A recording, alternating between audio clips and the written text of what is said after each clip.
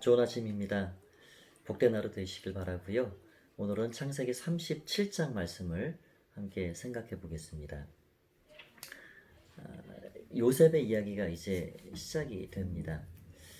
큰 틀에서 보면 야곱의 이야기 안에서 요셉의 이야기가 진행이 되고 있는 것을 보게 됩니다. 오늘 말씀 2절에 보면 야곱의 족보는 이러하니라 라고 말씀합니다. 이 족보라는 것은 역사 이야기라는 톨레도라는 말인데요. 그 야곱의 이야기 안에서 요셉 이야기가 이렇게 흘러간다라고 생각하시면 되겠습니다. 요셉이 17세 소년으로서 형들과 함께 양을 함께 치는 곳에 있다가 형들이 하는 그런 나쁜 행동과 말들 이런 것들을 아버지에게 고자질 하였다라는 것이 나오고 있습니다. 17세 소년이죠. 가장 푸른 꿈을 꾸고 꿈이 많은 그 시기였죠. 야곱은 12아들 중에 아주 늦은 나이에 얻은 요셉을 너무너무 사랑했습니다. 그 사랑이 너무 지나치다 못해 다른 형제들에 비해 요셉을 편애하게 됐습니다. 그 편애의 결과는 채색옷으로 나타났죠. 채색옷은 당시 귀족들이 입는 아주 일반 옷에 비해 몇 배나 비싼 그런 값비싼 옷이었습니다. 다른 형제들은 뭐 허여멀건한 작업복 같은 옷을 입혀놓고 요셉은 알록달록한 아주 비싼 옷을 그렇게 입혀놓았던 것이죠. 결국 이 아버지 야곱의 편애가 아주 큰 결과를 만들어내는 또 원인 제공을 하는 것도 보게 됩니다. 3절에 그렇게 말씀하고 있죠. 요셉은 노년에 얻은 아들이므로 이스라엘이 여러 아들들보다 그를 더 사랑함으로 그를 위해 채색옷을 지어주었다. 이 아버지의 편애로 말미암아서 형들의 미움을 받았다 하는 것이 4절에 또 나옵니다. 그 형들이 아버지가 형들보다 그를 더 사랑함으로 그를 미워하여 그에게 편하게 말할 수 없었더라. 자기들만이 하고 그렇게 때론 불평하고 또 실수하고 하는 것들을 말하는 것마다 다 아버지 귀에 들어가고 자기들에게 또 질책으로 돌아오고 하는 이런 일들이 반복되면서 요셉을 더 미워하게 되었다라고 말하고 있는 것입니다. 그런데 아주 결정적으로 이 미움이 참 극에 달하게 된 사건은 5절에 보니까 요셉이 꿈을 꾸었다. 그리고 그 형들의 그 꿈 이야기를 한 것입니다. 그래서 이 말씀에 보면 그를 더욱 미워하게 되었다. 그러니까 편애로 말미암아 비롯된 시기가 미움을 가져왔고 그 미움은 더 큰 미움으로 나아가게 된 것이죠. 그래서 더욱 미워하게 되었다. 요셉이 꾼 꿈을 결국 아버지 야곱도 듣게 됩니다. 아버지 야곱이 그 꿈을 듣고 대충 그 상황을 마무리시키면서 꾸짖고 말아버리지만 결국 그 꿈의 이야기를 아버지 야곱은 마음에 두었다라고 말하고 있습니다. 꿈을 좀 이야기를 드리면 꿈이라는 것은 우리의 일상적인 어떤 그 삶의 연장선에 있는 것이죠. 어떤 일을 우리가 몰두하고 집중하고 하다 보면 그것이 꿈속에서 나타나는 경향이 있습니다. 그런데 간혹은 또 하나님께서 주시는 꿈들이 있습니다. 이 구약에 보면 많은 하나님의 사람들이 이상 중에 꿈에 본즉 그러면서 하나님께서 꿈을 통해서 말씀을 주시는 걸 보게 됩니다. 그때 당시에는 성경이 없기도 했지만 또 하나님께서 하나님 뜻을 계시할 다른 어떤 마땅한 통로가 그렇게 많지 않았죠. 그래서 꿈을 통해서 하나님께서는 당신의 뜻을 계시하셨습니다. 그러나 우리는 지금 이 성경 66권을 통해서 하나님께서 주신 완전한 계시의 말씀을 읽고 보고 있죠. 그래서 지금은 우리가 꿈에 의존하거나 꿈을 통해서 어떤 하나님의 사인을 얻고자 하거나 그러기보다 맑은 정신을 가지고 하나님의 말씀을 읽고 하나님의 뜻을 깨달아 가는 것이 건강한 모습이라 할 수 있습니다. 이렇게 꿈 이야기를 듣고 나서 형들의 미움은 아주 극에 달하게 됐습니다. 동생을 미워할 수밖에 없는 여러 상황이 겹치게 된 것이죠. 아버지 야곱은 4명의 아내 중에 나엘을 너무너무 사랑했습니다. 그래서 다른 형제들은 자신들의 어머니가 받아온 마음의 상처와 그 아픔을 익히 알고 있죠. 그렇기 때문에 나엘은 지금 죽고 없지만 그의 아들인 요셉이 덩달아 미워진 겁니다. 그런 기본적인 바탕 위에 자기들이 한 나쁜 행동, 실수 이런 것들을 고자질을 하고 또 아버지는 그 아들을 편애해서 채색 옷을 입히고 꿈꾼 이야기마저 해버리니까 참 너무너무 이 요셉이 미워 죽겠다라는 생각이 들게 된 것입니다. 결국 이 야곱이 요셉을 형들이 잘 있는지 심부름을 보냈을 때, 이 도단 땅에 이르렀을 때 형들이 그 요셉에게 아주 못된 짓을 결국 하게 되는 것을 우리는 봅니다. 18절 19절 말씀이 이렇게 되어 있습니다. 요셉이 그들에게 가까이 오기 전에 그들이 요셉을 멀리 보고 죽이기를 꾀하여 서로 이르되 꿈꾸는 자가 오는도다. 죽이기를 꾀했다. 그러니까 그들의 마음의 시기가 이제 커지고 커져서 죽이자, 저거 없애버리자, 그렇게 말하고 있는 것이죠. 여러분, 꿈꾸는 자가 오는도다.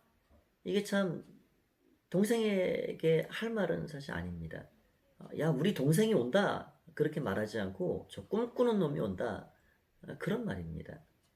그러면서 채색 옷을 벗기고 꿈이 어떻게 되나 보자 꿈을 없애려 합니다. 그 두 가지가 다 자신들이 아주 못마땅해 하는 것들이었습니다. 아버지의 편애의 상징이었던 채색 옷을 벗겨버리고 그리고 꿈을 없애버리고 하려 했던 것이죠. 결국 그래서 구덩이에 집어넣고 유다의 중재로 말미암아서 애굽에 내려가는 상인들에게 은 20냥을 받고 그 동생을 팔아버리는 이런 일을 보게 됩니다. 유다가 중재해서 결국 죽음은 모면하게 되었지만 이것도 뭐 옳은 일은 아니라 할 수가 있죠. 마지 루벤과 또 유다 넷째 이런 위에 있는 형들이 다른 동생들을 타이르든지 또 요셉을 데리고 와서 너가 그렇게 하면 안 된다라고 잘 일러 주었어야 하는 일이죠. 그러나 같이 동생을 죽이려 하는데 의기투합한 것으로 보여집니다. 결국 그들이 그렇게 동생을 팔아버리고 아버지에게 어떻게 말을 할까 또 계략을 꾸미게 됩니다. 염소를 잡아서 그 피를 이 채색 옷에 바르고 그것을 아버지에게 갖다 주게 되죠. 그 요셉의 옷을 받아든 이 야곱의 이 행동이 그 반응이 어떤지 한번 말씀을 보시기 바랍니다. 34절 35절입니다.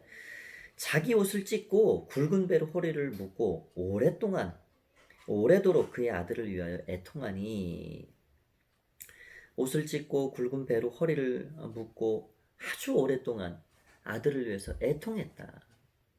그 다른 아들들이 그렇게 참 식사도 잘 못하고 계속해서 애통하고 가슴을 치는 아버지가 너무너무 안 돼서서 위로를 했습니다. 그런데 이 거짓 위로죠. 그 위로를 야곱이 받지 아니했다라고 말하고 있습니다. 그러면서 하는 말이 내가 슬퍼하며 수월로 내려가 아들에게로 가리라. 91세 늦은 나이에 얻은 그 아들 너무너무 사랑했기에 양떼를 치는데 보내지도 않고 채색 옷을 입혀서 그렇게 애지중지했던 그 요셉이 야곱에게는 죽은 아들입니다. 우리는 요셉이 애굽의 상인에게 팔려 내려가 아직 살아있다라는 것을 알고 있지만 야곱에게는 요셉은 죽은 아들이나 다름없습니다. 야곱의 삶을 돌아보면 세겜에서 딸 디나가 강간을 당하고 그 후에 베냐민을 낳다가 사랑하는 아내 라헬이 죽게 되고 또 그 후에 맏아들 루벤이 소모 비라와 통간을 하고 오늘 또 너무너무 사랑하는 아들 요셉을 또 잃게 되고 이런 일들이 연속되면서 세겜 땅에서부터 여기 아들을 잃기까지의 이 30년 가까운 시간 그리고 앞으로 요셉을 애굽에서 만날 때 그때까지가 22년의 세월이 흘러가는데 약 50년 가까운 세월을 참 평안한 삶을 살지 못하는 이 야곱의 삶을 보게 됩니다. 그럼에도 불구하고 하나님께서는 야곱과 함께 하셨고 야곱을 믿음의 조상으로 그 어려운 일들이 반복됨에도 그렇게 가는 곳에 제단을 쌓고 예배를 드리고 하나님을 향해 나아갔던 야곱을 결국 통해서 구속의 역사를 이어가시는 것을 우리는 볼 수가 있습니다. 형통한 삶을 우리는 아무 문제가 없고 참 모든 일들이 생각하는 것마다 다 잘 되는 것이 형통이라 생각할 수 있는데 그러한 삶이 형통이 아님을 우리는 보게 됩니다. 믿음의 조상들의 삶에도 갖가지 어려운 일들이 많이 있었습니다. 지금 우리나라는 코로나 바이러스로 인해서 참 많은 백성들이 많은 사람들이 신음하고 있습니다. 사업장이 어렵고 교회도 예배가 진행이 되지 못하고 이런 어려움을 겪고 있습니다. 이러한 중이라도 이러한 인간사의 모든 희노애락 모든 일들을 통해서 하나님은 그 구속의 역사를 끝까지 이어가시는 것을 우리는 신뢰하고 그 하나님의 인도하심을 믿고 갑니다.